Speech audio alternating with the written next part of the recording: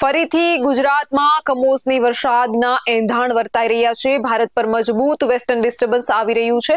હવામાનની એકથી વધારે સિસ્ટમ સક્રિય થઈને ભારત તરફ આવવાની આગાહી છે. તો ગુજરાત પર કઈ સિસ્ટમની અસર થશે અને કઈ તારીખોમાં થશે? નમસ્કાર, આપનું સ્વાગત છે BS9 TV ન્યૂઝ ઉપર અને હું છું આપની સાથે કાજલ સુવા. માવઠાની તારીખમાં પણ ફેરફારની શક્યતા છે. તો કઈ તારીખની આસપાસથી ક્યાં સુધી રાજ્યનું હવામાન પલટાશે અને ગુજરાતમાં હવે ઠંડી, ધુમ્મસ કે વરસાદનો રાઉન્ડ આવશે? હવામાન વિભાગ અને અંબાલાલ પટેલ શું કહી રહ્યા છે તેના વિશે ખાસ ચર્ચા કરવાની છે. ગુજરાતમાં જાન્યુઆરીની 24મી તારીખ સુધી કેવું હવામાન રહેશે તે અંગેની હવામાન વિભાગે આગાહી કરી છે. આ સાથે હવામાન નિષ્ણાત અંબાલાલ પટેલે પણ ગુજરાતમાં માવઠા બાદ આકરી ઠંડીની આગાહી કરી છે. તો જોઈએ કે ગુજરાતના હવામાન અંગેની આગામી દિવસની શું આગાહી છે. ઉત્તર ભારતમાં આજે ઠંડીનું મોજું વધુ તીવ્ર બની શકે છે. ભારતીય હવામાન વિભાગ એટલે કે IMD ના જણાવ્યા મુજબ બે પશ્ચિમી વિક્ષેપ ઝડપથી આ પ્રદેશ તરફ આગળ વધી રહ્યા છે, જે 19 જાન્યુઆરીથી ઠંડીમાં વધારો કરશે. આજે દિલ્હીમાં લઘુત્તમ તાપમાન 7 થી 9 ડિગ્રી સેલ્સિયસની વચ્ચે રહેવાની શક્યતા છે, જ્યારે મહત્તમ તાપમાન 24 થી 26 ડિગ્રીની વચ્ચે રહેશે. ઉત્તર પ્રદેશ અને બિહારમાં પણ આવી જ સ્થિતિ છે. અહીં ગાઢથી ખૂબ ગાઢ ધુમ્મસ અને ઠંડીની લહેર અને દ્રશ્યતામાં ઘટાડો થવાની શક્યતા છે. IMDએ 19 થી 21 જાન્યુઆરી સુધી આ રાજ્યોમાં ગાઢ ધુમ્મસ અને ઠંડીનો દિવસ અને ઠંડીની લહેરની ચેતવણી જાહેર કરી છે. ત્યારે ગુજરાતમાં આગામી 24મી જાન્યુઆરી સુધી કેવું વાતાવરણ રહેશે તે અંગેની હવામાન વિભાગની આગાહીને હવામાન નિષ્ણાતોએ જારી કરી છે. હવામાન નિષ્ણાતે ગુજરાતમાં માવઠા બાદ આકરી ઠંડી પડવાની આગાહી કરી છે. તો ગુજરાતમાં હવામાનમાં ફરીથી પલટો જોવા મળી શકે છે. હવામાન વિભાગના અમદાવાદ કેન્દ્રના વેધર રિપોર્ટ પ્રમાણે ગુજરાતમાં ઉત્તર પશ્ચિમી પવનો ફૂંકાઈ રહ્યા છે. આ સાથે તેમણે જણાવ્યું છે કે આગામી 3 દિવસ દરમિયાન લઘુત્તમ તાપમાનમાં ધીમે ધીમે 2 થી 3 સેલ્સિયસનો વધારો થશે. ત્યારબાદ આ પ્રદેશમાં કોઈ મોટો ફેરફાર થવાની શક્યતા નથી. હવામાન વિભાગે જણાવ્યું છે કે સૌરાષ્ટ્ર, કચ્છ સહિત ગુજરાતભરમાં અને દીવ, દમણ અને દાદરાનગર હવેલીમાં હવામાન શુષ્ક રહ્યું હતું. સૌરાષ્ટ્ર અને કચ્છના કેટલાક ભાગોમાં લઘુત્તમ તાપમાનમાં નોંધપાત્ર વધારો થયો છે. બાકીના પ્રદેશમાં કોઈ મોટો ફેરફાર થયો નથી. ઉત્તર ગુજરાત અને સૌરાષ્ટ્ર તેમજ કચ્છના કેટલાક ભાગોમાં લઘુત્તમ તાપમાન સામાન્યથી નોંધપાત્ર રીતે વધ્યું હતું.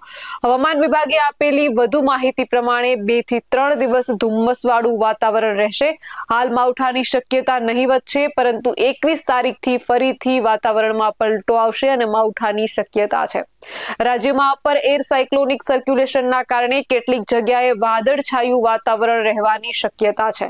રવિવારે અમદાવાદ સહિત કેટલાક વિસ્તારોમાં હવામાનમાં પલટો દેખાયો હતો. અનેક જગ્યાએ વાદળછાયું વાતાવરણ સર્જાયું હતું. ત્યારે હવામાન નિષ્ણાતોએ આગામી 21 થી 26 જાન્યુઆરી દરમિયાન વાતાવરણમાં મોટો પલટો આવવાની આગાહી કરી છે. ખાસ ખેડૂત મિત્રો, આ તારીખો નોંધી લેજો. 21 થી લઈને 26 જાન્યુઆરીની વચ્ચે વાતાવરણમાં મોટો પલટો આવવાની શક્યતા છે. આ સમયગાળા દરમિયાન રાજ્યના મોટા ભાગના વિસ્તારોમાં આકાશમાં વાદળછાયું વાતાવરણ રહેવાની શક્યતા છે. એક સિસ્ટમની અસરને કારણે ખાસ કરીને ઉત્તર ગુજરાત અને કચ્છના કેટલાક ભાગોમાં માવઠું પડવાની પ્રબળ શક્યતા રહેલી છે. બે ભાગો છે, ઉત્તર ગુજરાત અને કચ્છ. આમાં માવઠું પડવાની તીવ્ર શક્યતા 21 જાન્યુઆરીથી 26 જાન્યુઆરી વચ્ચે રહેલી છે. માવઠાની સાથે ઠંડીનું જોર પણ વધવાની શક્યતા છે. નિષ્ણાતો માને છે કે વરસાદ બાદ ફરી એકવાર રાજ્યમાં કોલ્ડ વેવ એટલે કે તીવ્ર ઠંડીનું મોજું ફરી વળશે. વરસાદી વાતાવરણ દૂર થયા બાદ આકાશ સાફ થશે અને ગાઢ ધુમ્મસ જોવા મળશે અને ફેબ્રુઆરીની શરૂઆતમાં હાડ થઈ જતી ઠંડી માટે લોકોએ તૈયાર રહેવું પડશે. અંબાલાલ પટેલની આગાહી મુજબ 22 જાન્યુઆરી બાદ હવામાનમાં નોંધપાત્ર ફેરફાર જોવા મળશે અને પશ્ચિમી વિક્ષેપ સક્રિય થવાને કારણે સાયક્લોનિક સિસ્ટમ અને લો પ્રેશરની અસર ગુજરાત પર પણ પડશે. તેની અસર હેઠળ પશ્ચિમ સૌરાષ્ટ્ર, ઉત્તર સૌરાષ્ટ્ર અને કચ્છના કેટલાક વિસ્તારોમાં કમોસમી વરસાદ પડી શકે છે.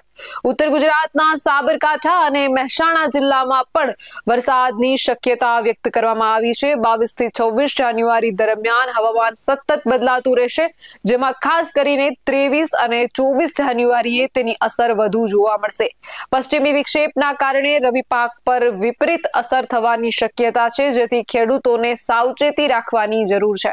જોકે 25 જાન્યુઆરી બાદ પશ્ચિમી વિક્ષેપની અસર ઘટશે, ત્યારે ફરીથી ઠંડીમાં વધારો થવાની શક્યતા છે. આ સાથે ઉત્તર ગુજરાત, કચ્છ અને મધ્ય ગુજરાતમાં ફરી એક વખત આકરી ઠંડી પડી શકે છે. અંબાલાલ પટેલના જણાવ્યા મુજબ 30 જાન્યુઆરીથી 5 ફેબ્રુઆરી વચ્ચે ફરી હવામાનમાં પલટો આવી શકે છે. આ સાથે તેમણે જણાવ્યું કે વલસાડના ભાગોમાં ઠંડી રહેશે અને સિઝનનો સ્ટ્રોંગ પશ્ચિમી વિક્ષેપના કારણે રાજસ્થાનના ભાગો, ઉત્તર ભારતના ભાગોમાં હિમવર્ષા થવાની શક્યતા છે. ગુજરાતમાં 24 અને 25 તારીખમાં તેની અસર આવી શકે છે. એમજીઓ અને લાનીનોની અસર સમુદ્રમાં પેરામીટરોની સક્રિયતા જોવા મળશે અને પશ્ચિમી વિક્ષેપ મર્જ થતા સાબરકાંઠા, અમદાવાદ અને ગાંધીનગરના ભાગોમાં હવામાનમાં પલટો આવી શકે છે.